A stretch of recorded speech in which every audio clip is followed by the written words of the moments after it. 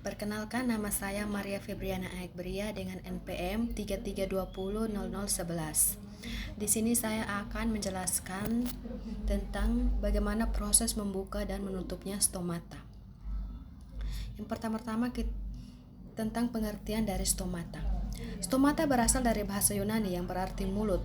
Stomata berfungsi sebagai tempat pertukaran gas seperti karbon dioksida, uap air, dan oksigen. Stomata itu sendiri merupakan bentuk tunggal dari stomata yang berfungsi sebagai organ respirasi. Stomata diapit oleh dua sel penjaga, di mana sel penjaga tersebut terdiri dari beberapa bagian, di mana ada dinding sel, nukleus, vakuola, dan kloroplas.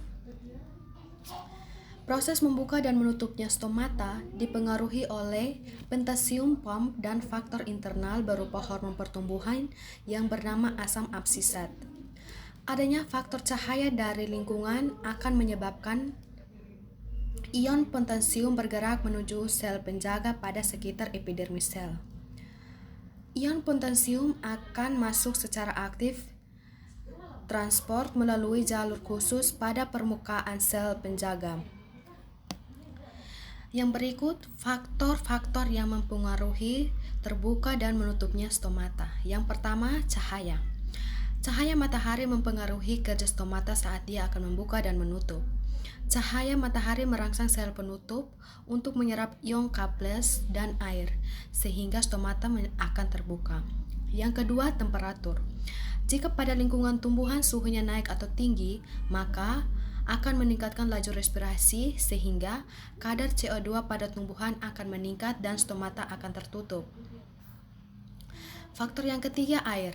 Apabila tumbuhan mengalami kekurangan air, maka potensial air pada daun akan turun, termasuk sel penutupnya, sehingga stomata menjadi tertutup.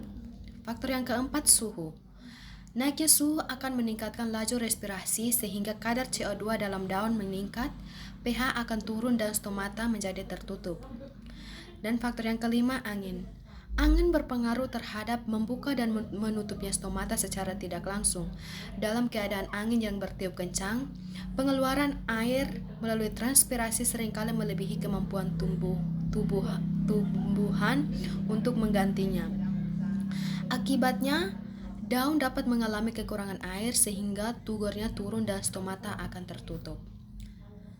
Baik, sekian dari hasil presentasi saya. Terima kasih.